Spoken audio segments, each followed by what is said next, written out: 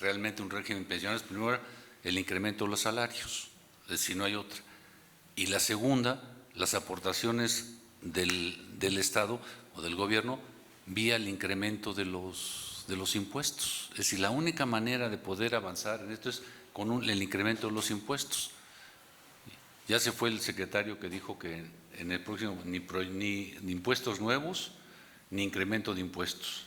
Entonces, esperemos que haya una oportunidad.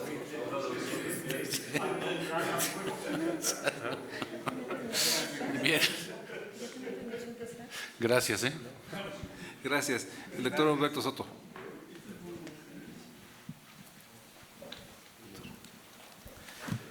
Gracias, gracias. Reitero también el agradecimiento por la invitación. Gracias también a los ponentes. Creo que, bueno, mi aportación que quisiera hacer en este momento es abrirles la posibilidad de que discutamos una segunda línea de análisis. Creo que lo que se ha venido tratando hasta ahorita es subsumido en el contexto actual de las leyes, de la metodología, ¿no? Es cierto, bueno, hay que hacerlo, pero creo que también valdría la pena reflexionar hacia un cambio, ¿no? O sea, ¿qué se podría cambiar de todo este contexto actual? Sin embargo, bueno, inevitablemente también tengo que hacer un comentario sobre lo subsumido actualmente, ¿no? Porque es importante hablar de la metodología y sobre todo en el caso de la medición. Cuando uno piensa en la seguridad social, y yo en su momento tal vez no lo reflexioné así, pero ahora sí lo estoy analizando, la seguridad social es transversal a las otras carencias, ¿no?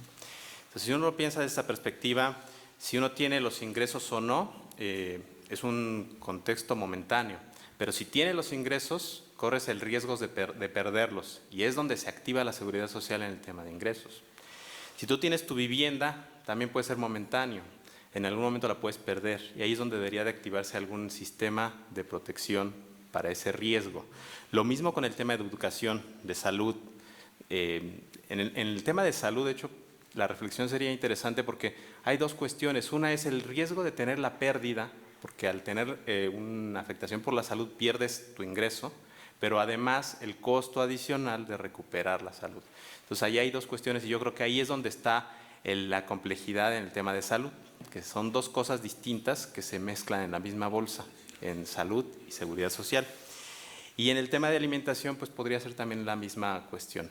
Entonces, reflexionando ya un poquito hacia algo más allá de, yo creo que el concepto de seguridad social, que en principio debería de evolucionar hacia un concepto ya más amplio de protección social para evitar toda esta confusión, debería considerar el punto de partida primero de las personas como individuos genéricos, pero como individuos, es decir, yo como una persona que ahorita estoy en una situación de bienestar, que ya tengo cubierto un ingreso ahorita, la vivienda, la educación, la salud y la alimentación, ¿qué me va a dar este servicio de seguridad social para protegerme en caso del riesgo de caer yo en algún vacío de esas 5 satisfactores?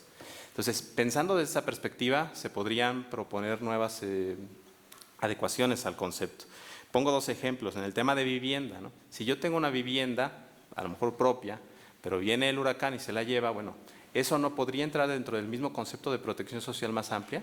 Ya tenía yo mi vivienda y la pierdo. Actualmente no está inserto en este concepto como tal.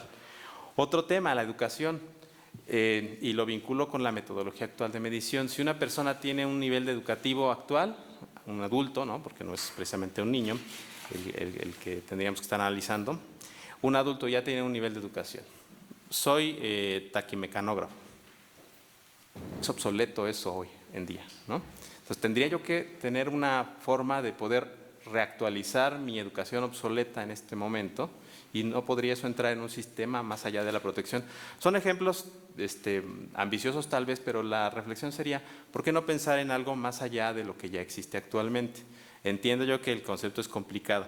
Y cierro la reflexión con 2 acotaciones. Una es, el enfoque de derechos es, si bien Alida lo plantea interesante, como el que las personas se reconozcan como, digamos, sujetos que tienen derecho a las cosas, también es importante que la normativa, la institucionalidad y los mismos funcionarios públicos reconozcan a las demás personas como sujetos de derecho, es decir, que se reflejen de alguna manera en el individuo. Y esto evitaría el minimalismo, ¿no? Es decir, la medición actual, si una persona tiene pensión por 70 y más, ya tiene seguridad social. Bueno, esa persona tiene un pequeño componente de la seguridad social, pero si se enferma, ¿qué pasa? ¿No?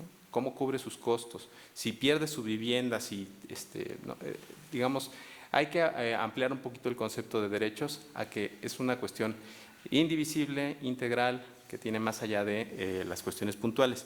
Y cierro con la reflexión que también creo que se debería retomar acerca del ciclo de vida, ¿no? O sea, por supuesto que la seguridad social tiene que analizarse en un concepto de ciclo de vida. No es lo mismo tener en este momento una situación en la cual puedes generar ingresos que no tenerla, ¿no? Entonces, los niños, los menores que no tienen acceso a los ingresos, ¿de qué dependen?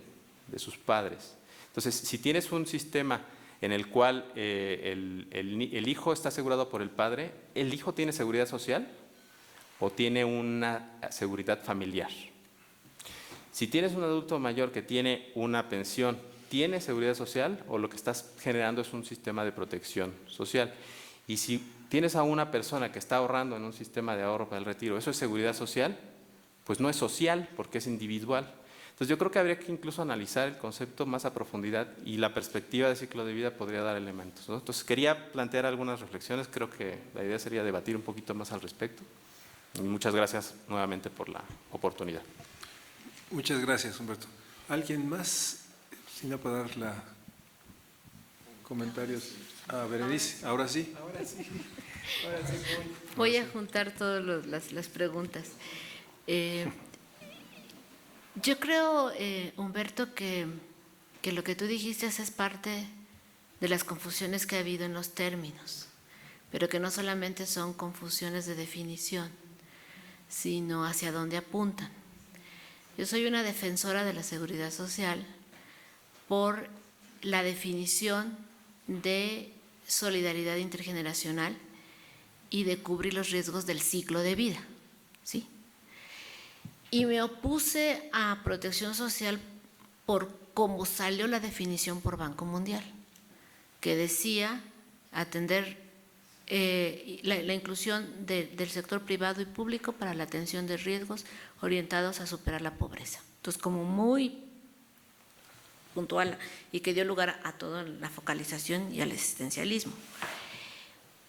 Esta discusión que hemos dado en el caso de México llevó incluso que en el plan nacional se quitara protección que se manejaba en los gobiernos anteriores y se enfatizó la parte de seguridad social. Y tú mismo ahorita lo dijiste con retomar el ciclo de vida. Bueno, por eso es que me aferro a seguridad social en esa construcción. En relación a lo que decía Odilia, yo creo que es muy interesante recuperar lo que dice la Constitución y las distintas reformas que hemos estado enfrentando. Porque incluso cuando se forma el Seguro Social en 1943, actuarialmente estaba muy bien fondeado. Tenía todas las características para hacerlo sólido, porque solamente estaba contemplado el trabajador y los beneficios que iba a tener el trabajador. Pero políticamente se incluyó a los descendientes y luego a los ascendientes y luego a otros grupos que no estaban considerados actuarialmente. Y entonces empezó a usarse esa parte que tenía que estar fondeado, ¿no? No es que era un sistema de reparto simple, no nació así el IMSS, no era un sistema de reparto simple, que incluso la misma reforma en México que dice reparto simple, bueno, así terminó, pero no inició así. Entonces, en esa dirección hay que ir recuperando todas las reformas constitucionales que se han dado, porque entrando a la parte del gasto público, yo creo que no hemos entrado al sano ejercicio de armonizar gasto con necesidades básicas, incluso ahora con la reforma constitucional al artículo 1, donde hay un reconocimiento de los derechos económicos, sociales, ambientales y culturales, ¿no? Entonces, yo no veo esa correspondencia entre gasto y lo que se ha incorporado en términos constitucionales. Y por otro lado, en relación al comentario del doctor Rutello, y yo sigo siempre sus análisis sobre finanzas públicas, que me parecen fundamentales para entender el comportamiento de la economía nacional en términos históricos. A mí me llamó la atención, sí, la caída del gasto en los años 80, del gasto social y del gasto público, pero también me llama mucho la atención el crecimiento del año 2000 a la fecha. Entonces yo creo que sí ha habido una mala orientación, porque ya desperdiciamos ese periodo del precio del petróleo, que era muy alto y que se debió de haber utilizado en otra dirección, y así no ha crecido tanto, porque yo hablé que del 8% del PIB ha pasado al 12.5%, pero comparado con la información de la OCDE gasta el 20%, nada más en seguridad social y en salud. Si le metemos vivienda y educación, gasta más del 40% del gasto público. Entonces sí hay una gran distancia también todavía, si lo vemos con otras realidades, pero yo creo que esa parte sí es interesante, como entrar y el dato que dimos sí era personalizado, ¿no?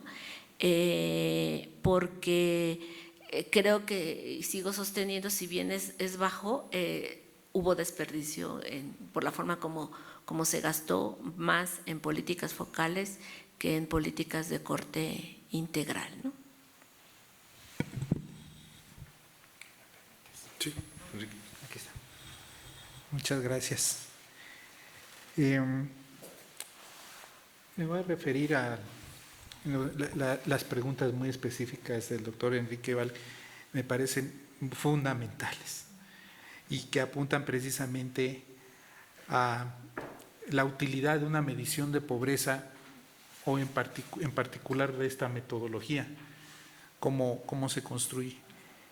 En efecto, pareciera que esta forma tan desagregada o tan puntual de identificar las carencias tiene muy poca utilidad. Pero déjeme ser, doctor, más concreto y seguir precisamente su línea. Puede ser incluso hasta perverso en términos de definición de política pública. ¿A qué me refiero? Me refiero que sí, efectivamente tenemos nosotros pues una medición de pobreza bajo una definición, tenemos indicadores desagregados y entonces el hacedor de política pública apunta hacia cada una de las carencias y empieza a hacer cálculos, entre ellos fiscales, políticos, etcétera, de dónde pegarle mejor o a qué indicador sería más fácil darle que reditúe de alguna manera, ¿no? Sí, en efecto, puede ser ya no un problema tanto de la metodología, sino de cómo se usa la metodología, y sí tiene esa connotación.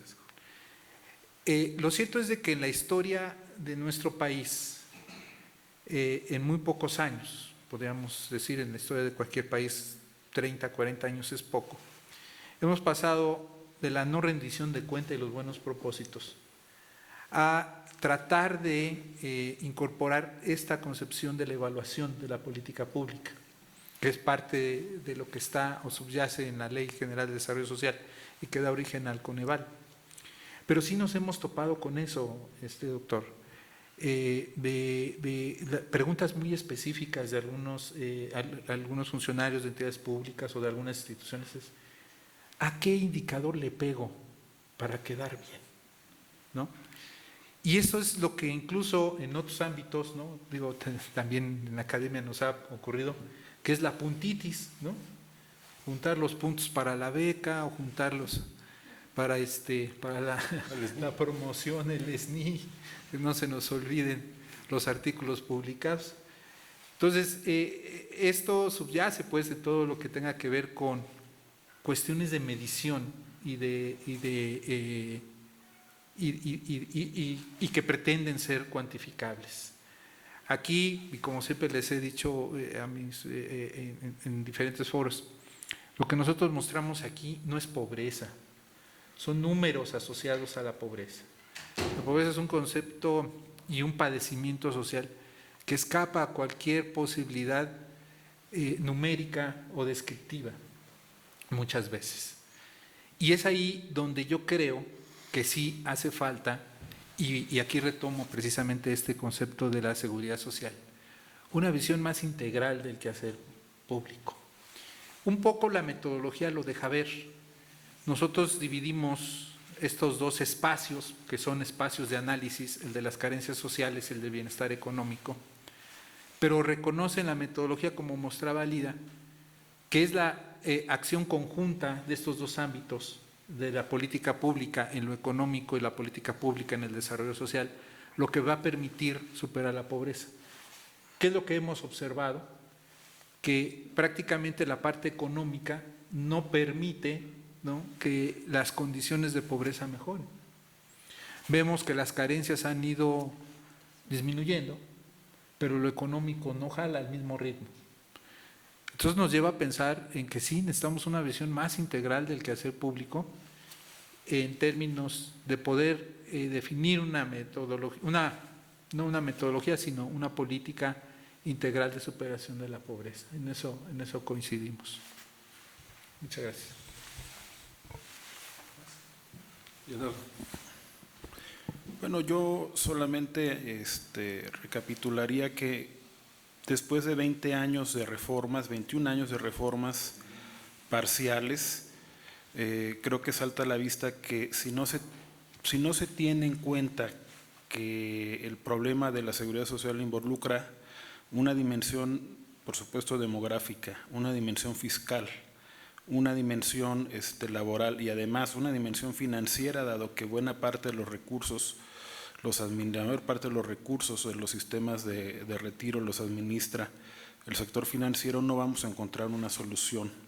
Y si persistimos en la idea de seguir saliendo con parches, con reformas parciales, pues vamos a probablemente ahondar los problemas. Para dar solo un ejemplo, nosotros podemos estar de acuerdo con las pensiones no contributivas, pero además de que, dado su monto, solo pueden ser un pilar complementario, así como están de exiguas hoy, si mantenemos los niveles de recaudación del presente, van a ser insostenibles en el 2050. Entonces, sí es un problema muy serio y lo tenemos que ver en su conjunto.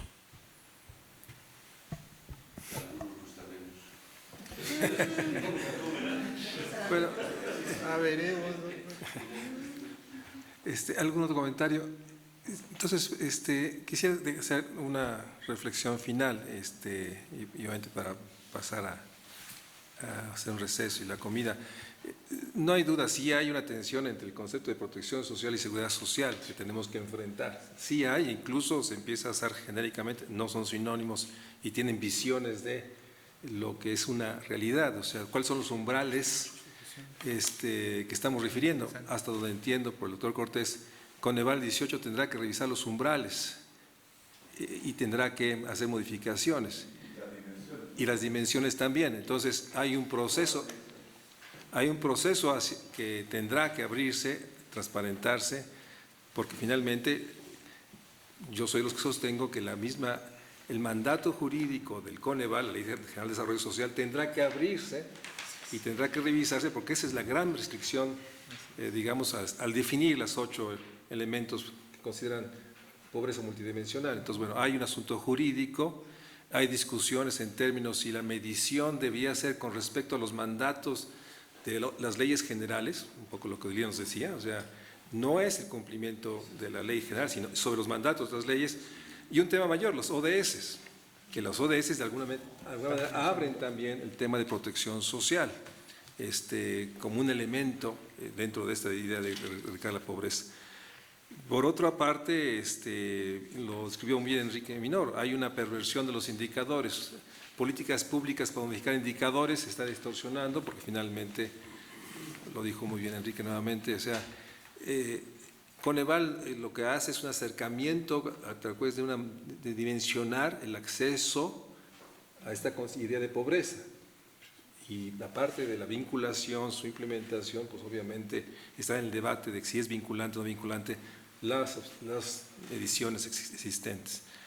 Yo sí creo que, como bien decía Leonardo y Berenice, en el centro de una concepción social está la idea de la seguridad social, y ahí esto fue una primera entrada a un tema mayor que, en el fondo, lo que propone es un nuevo curso de desarrollo, como Cordera constantemente sostiene, subraya, en términos de que no se puede pensar seguridad social dentro de este curso de desarrollo que tiene limitaciones financieras, pero también en términos de algo que se mencionó así, digamos muy ligeramente.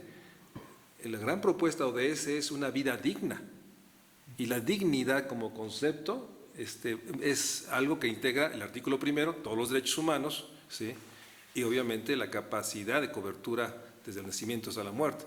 Entonces, batallar con la idea de la dignidad como concepto central incluso va más allá de la idea de combatir la pobreza, que es donde entra esta otra propuesta, la siguiente noción, dar seguridad social o debatir si es la construcción de protección social, y hay diferenciación un poco como Humberto lo planteaba. Protegemos ante los desastres naturales y seguridad social ante las carencias de ingreso, asegurando salud. En ese sentido, bueno, yo creo que abrimos la caja de Pandora, y como toda caja de Pandora, al final de la caja se quedó la esperanza. Muchas gracias a todos.